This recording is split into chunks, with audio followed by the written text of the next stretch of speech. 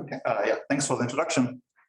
Yeah, sorry. There's a lot of like fancy words here, and I try to make this as accessible as possible. So I'll start from the very, very beginning.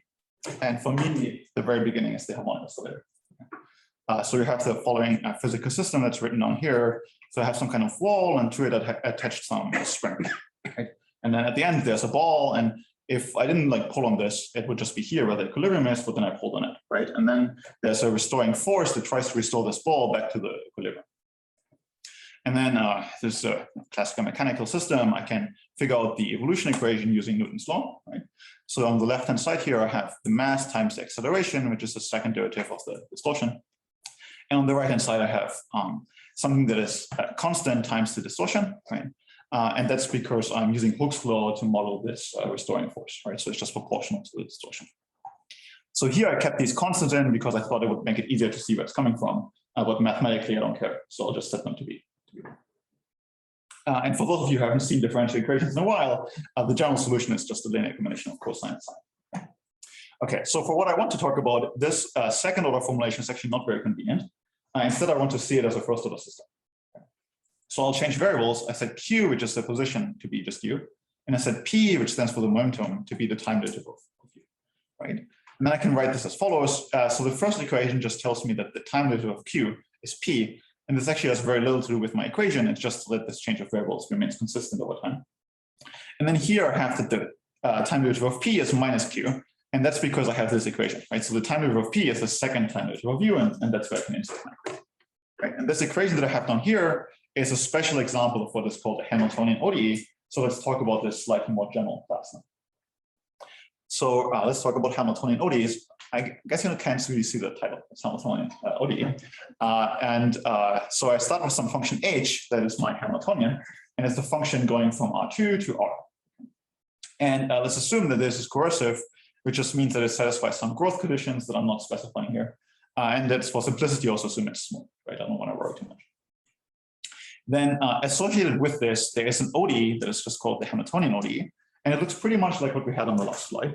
The time derivative of q is the p derivative of h, and the time derivative of p is minus the q derivative of h. And I know that there's a lot of symplectic geometers here in the audience, just to give a short shout out. So you can write this as the derivative of the qp vector being the symplectic gradient of h, but I don't really want to define symplectic forms here, right? So I'll skip all of this. Good. So this is one of our main players. The second thing here that is going to be essential for this talk is what's called the Gibbs measure. So it's given by the following expression. I'll just denote the Gibbs measure by mu. It's a measure on R2, so on Q and P. And it has three separate parts. So I have a z here, which is just supposed to normalize this. So this turns this into a probability measure, right? And I have exponential of the negative Hamiltonian. So again, it just depends very explicitly on the Hamiltonian. And then I have dq/dp, which is just the Lebesgue measure in Q and P. So I don't think you have to remember these formulas exactly. Just remember that once I have a Hamiltonian h, I can associate it with both the ODE and the measure, right? So two natural objects. Okay, so let's connect this back to the beginning of this talk, so last slide. So if I choose h to be this typical quadratic expression that has a q squared and a p squared, then the ODE that I get is the harmonic oscillator that we saw before. And I can also insert this into this measure, and I see that it's going to be a two-dimensional Gaussian measure, which is another central object in mathematics. So the reason why I care about Hamiltonian ODEs, at least for me personally, is because you can get some very nice probability theory into play, or dynamical theory. And for me, the main theorem that I want to use here is what's called an invariance theorem, and it's just telling you that the Gibbs measure is invariant under the Hamiltonian flow. Right? And I know that not everybody here might be an analyst or a probability theorist, so let me explain what this means. So by the sentence, I mean the following. Let's assume I take this random initial data. So Q0 and P0 are going to be random variables. And I assume that the law is given by the Gibbs measure. Right? So it's a two-dimensional random vector. And it's also assumed that this map that sends time to Qt and Pt actually solves my ODE. Right? Then this law of the solution does not change in time. So the law of Qt Pt is always this measure mu, the Gibbs measure, independent of what the time is. Right? This is why I call this invariance, because the distribution of the solution does not change in time. But when you say law, you mean like if I ask a probabilistic question, it acts according to mu as a probability measure? Right. So for instance, the probability that Qt and Pt would be in the first quadrant would be the same as the integral under the measure of that. So why do I care about this invariance result? So let's start with an easy application that just kind of illustrates this. So if I take this theorem and apply it to the harmonic oscillator that we had and do one or two calculations, then what it tells me is the two-dimensional Gaussian measure is rotation invariant. Right? So for this, I actually don't need a theorem. Right? I could just check this by hand, but it's still nice to see what our theorem tells us in an easy example. Right? Now, so why do I really care? Right? So the point about the harmonic oscillator is it's a linear equation, so you can just solve it explicitly and it's not very hard. Right? But this theorem still holds even if I consider nonlinear equations, and nonlinear equations are hard. Right? And for these nonlinear equations, what this theorem will tell you, combined with dynamic consistence results like the Poincare recurrence theorem, is that you get certain recurrence results for flows of nonlinear equations. Right? So for instance, for rotation, what happens is I start here and I rotate and I return to where I started. Right? For a general nonlinear equation, that's not going to happen. I'm not just going to do a circle, right? But it tells me that at some point I have to actually return to where I started. Which is a very interesting conclusion, at least I think so. Okay. So this is kind of the ODE part of my talk. I thought I would do this just because all of the objects are much nicer when you talk about ODEs. But what I now want to do is I just want to leave the ODE realm and actually move on to my research, which is about PDEs. Right? So on this last slide, we saw this very general result regarding Hamiltonian ODEs. And my very innocent question now is, can we prove a similar result for PDEs? Right? So can we prove the invariance of the Gibbs measure for Hamiltonian partial differential equations? Right? So I'm not really telling you what a Hamiltonian PDE is, and I actually won't. Right? You will see an example on the next slide, but I don't want to go into any general definitions. What I want to do first here, however, is to kind of illustrate some of the intricacies of that question. Right? It sounds very innocent, but at least in my opinion, turns out to be rather deep. Okay, so let's split up this question here into three separate parts. Right? So my first question is, what is the Gibbs measure? Right? So in the ODE setting, I could just write it down and it was clear that this is kind of a well-defined expression. But now, because I'm in the PDE world, I'm talking about measures on infinite dimensional function spaces. And these are much harder. Right? And this first question actually turns out to be one of the cornerstones of constructive quantum field theory, so it has been studied quite extensively. Right? For now, let's just assume that we have been able to answer this first question. Either we had to do it ourselves or a nice quantum field theorist did it for us. Right? And then the next thing we have to worry about is part number two. Right? So for the Hamiltonian ODE, we just get local solutions by Picard-Lindelöf, like classical ODE results. Right? But well processed for PDE is much, much harder. And the reason why the second part is very hard is because the samples of the Gibbs measure will be very, very irregular. So in dimension 3, actually, the samples of the Gibbs measure have regularity -1/2 which is below 0 is not even a function anymore. Quite difficult. But let's say that we are also able to solve this local question, right, in a certain probabilistic sense. And then the last thing we have to do is we actually have to prove invariance. Right? Because if we don't prove invariance, we will never be able to apply these nice recurrence results. And as a kind of sub-result is, it would also make it very hard to publish whatever we did. Right? Okay, good. So this is kind of the general setting, right? So let's try to answer this question in a very specific example. So here is what I consider to be my main contribution to this line of research. So this is the most technical slide of this talk, but I'll go over it slowly. Okay. So I'm going to consider a three-dimensional hard nonlinear wave equation. So what is this, right? So here is a PDE. On the left-hand side, you see the linear part of the PDE. It has the typical kind of wave component. So it has a second derivative in time right here, and it has a Laplacian, which is a second derivative in space. Right? So this is the linear part. On the right-hand side, you see what is called a hard nonlinearity. So it's a little bit like the cubic power, but it's just a tiny bit more complicated. Okay. So instead of just taking a cubic power of u, I'm first taking a square, and then I'm forming a convolution with v, which is a fixed function that is called the interaction potential. And then after I did this, I'm going to multiply by u. Now here, time will be just real values, like time normally is, and x will be in T3, which is my notation for flat three-dimensional torus. So you can just think of this as a three-dimensional box with periodic boundary conditions. The only thing that I haven't told you yet is what this interaction potential is. And this interaction potential looks like an inverse power of x. So it looks like x to the minus 3 minus beta. And there's a 3 here because I'm in 3 dimensions. So in general, you would see like dimension 2. And then there's this beta here, which is with a minus here, but in total has a plus. So this makes this slightly less singular. And beta is allowed to be anything bigger than 0. Okay.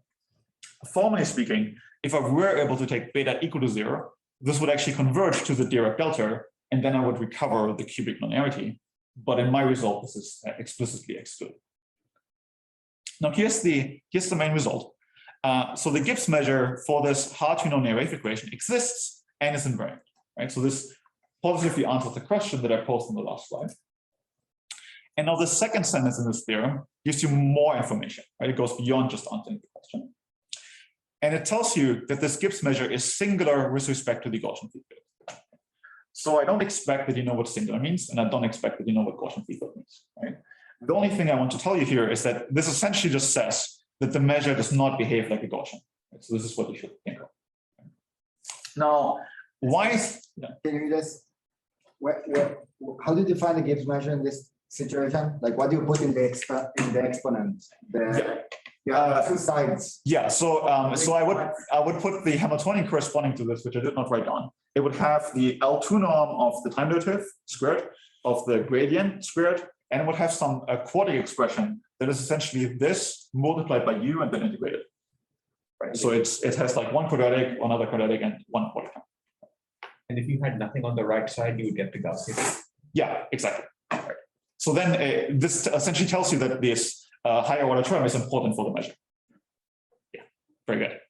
Like, and what space is the Gibbs measure on? Like, is it like smooth functions or is... No, so it will be very irregular. So you can construct this on h minus 1/2 minus epsilon. So negative solar space. Any more questions? What if on beta when you get relatively singular measure? Yeah, so I'm not super precise here in what I'm stating. So this singularity actually is only true for beta between 0 and 1/2. So if you make beta big, then you are no longer singular. Yeah, I thought this kind of white lie was okay. Okay, very good. So, you know, as evidence from the questions in the audience, I think singularity is interesting. Right? And to add one further comment to why it's interesting, this was actually the first result that was able to treat a singular Gibbs measure. So in any other result on wave or Schrödinger equations, the measure was always absolutely continuous with respect to the Gaussian B field. This was the first instance where it's singular. And I said this was because as of about 2 months ago, Tadahiro and his collaborators put on a new paper, which is a second example where this happened. Okay, so I don't have any time at all to talk about the proof and go much further into detail than I'm willing to. I just listed a bunch of keywords here. And the reason why I did this is because some of you might like one of the keywords, and then you can ask me about it. Right? So this is the idea. Okay, so last slide. So I think I should be able to finish roughly on time. So, you know, I told you kind of one theorem, but you shouldn't really see this as an isolated result. You should really see this as part of a larger program, which is on so-called dynamical 5-4D models. So what I want to do here is on this last slide, I had this hard nonlinearity. Now I just want to take the cubic one. Okay, so you consider the cubic nonlinearity, which sends u to u3. And then once you decided that this is your nonlinearity, you can associate with this essentially one Gibbs measure. So there's a slight technicality regarding real and complex, but I want to know this. And 3 evolution equations. Okay, so we already saw the measure and the wave equation appear in kind of the last slide. You can also associate it with this a stochastic heat equation and a Schrödinger equation. Right? And I'm not telling you exactly what heat and Schrödinger equations are, but hopefully these are keywords that mean something to you. Okay, so then the last kind of column in this table is the dimension. And here I'm distinguishing between spatial dimensions 1, 2, 3, and greater or equal than 4. Right. So on the last slide, we had a 3-dimensional result. And what this table is telling you is kind of what the answer to the problem is. Right. So there are a bunch of cells right here that have been colored green. And these are situations where we have been able to answer the question and we were able to give a positive answer. Namely, we were able to construct the measure and then prove invariance. Then down here, you see a bunch of cells which were colored in red, which are situations where we have been able to answer the question, but it's a negative answer. And namely here, it was shown that you cannot construct the measure in any meaningful way, right? And because you cannot actually construct the measure, this kind of dynamic question can also not really be answered. Right? And then lastly, right here, you have 2 cells that are pretty self-explanatory. It's just open, right? So this means we do not yet know the answer, right? And so unfortunately, I wasn't yet able to put a score on the board, but the result that I showed you on the last slide gets kind of arbitrarily close to solving this, right? So if I were able to take beta equal to 0, which was excluded, I would be able to solve this. Now, this kind of direction was not just pursued by a single mathematician or even a single group of mathematicians. It actually has been studied over several decades by many, many different communities. So the first community that really looked at these kind of questions is the constructive quantum field community. So this is often associated with Glimm and Jeffrey, and I also put Eisenman because he proved this result, and also the greater equal 5 is a different kind of case. And then more recently, it has been studied by the parabolic SPD community and also the dispersive PD community. And here I just want to highlight Bjoern because he spent most of his professional life here at the institute. Okay, so this is, I think, everything I wanted to say. So thank you very much for paying attention to me.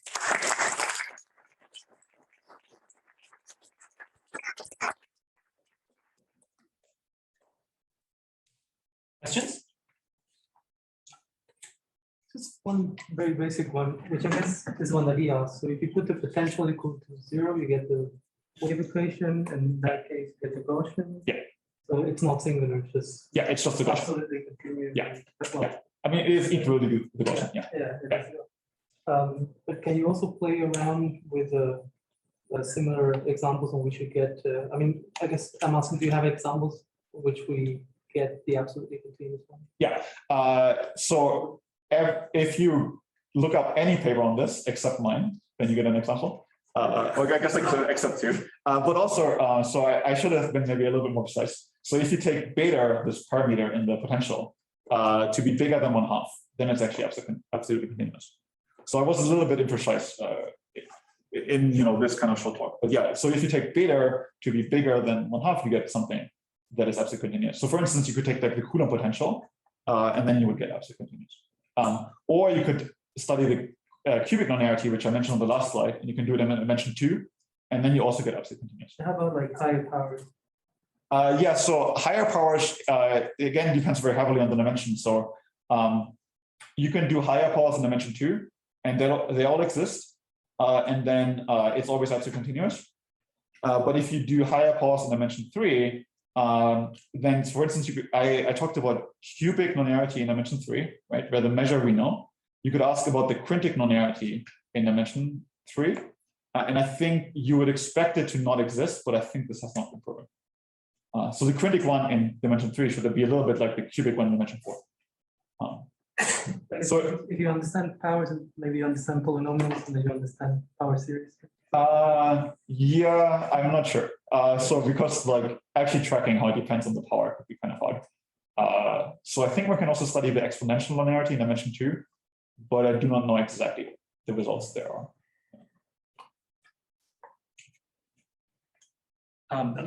On the as relating to the table on the previous slide, did people also study, say, an analogous question for heat wave and Schrodinger maps?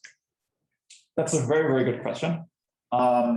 So I think for Schrodinger maps, so Schrodinger maps are, let's say, one dimension, are completely integrable, and they are more or less linked to the cubic NLS. But the Gibbs measure for that equation is linked to the invariance of white noise for the Schrodinger equation.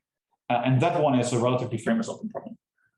So you could try to study it, but it would be very difficult, and I don't think there are any results so far. But of these, is the parabolic case technically at a technical level, is it the simplest? Yeah. So typically you would always expect that kind of the measure you would get more or less first, because otherwise you can't really study the problems. Sometimes it's constructed using the heat equation. Actually, that's what's called stochastic quantization. Then you would expect that the heat creation is next. So I try to order this in order of difficulty, but it's not the same as historical order because things like Bjoern happen, and then you can skip over.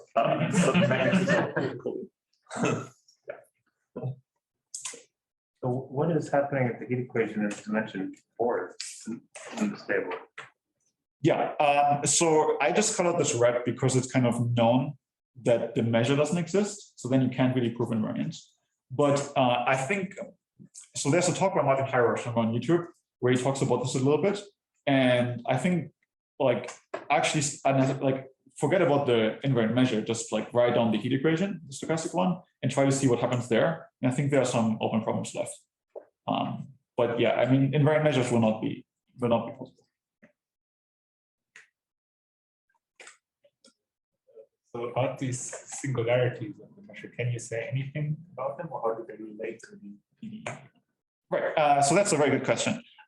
So in this work, one way to actually construct these measures is by using the heat equation. Yes. Yeah. But okay, exactly. But so this result here actually more or less uses the heat equation. So it's not exactly the same method, but one way to actually construct this measure is by using the heat equation. So this seems a little bit counterintuitive because you're using the equation to construct the measure, but that actually turns out to be a really good idea. And then you can use kind of this PDE to say stuff about the measure. And the statement that you can kind of make is that, okay, so it's not Gaussian, but you can write it down more or less like a Gaussian plus a cubic chaos in Gaussians, plus another finite chaos in Gaussians, but these get more and more regular, and then the rest you can ignore. So you can give kind of a description of it, but it's just not Gaussian, it's kind of a Gaussian polynomial model. This has to do with the stationary solutions.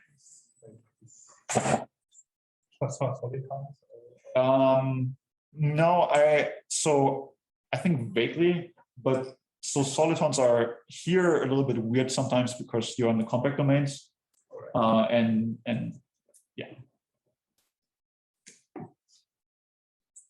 Is the Gibbs measure the unique invariant measure? Yeah. So I think for stuff like the heat equation, this is like known.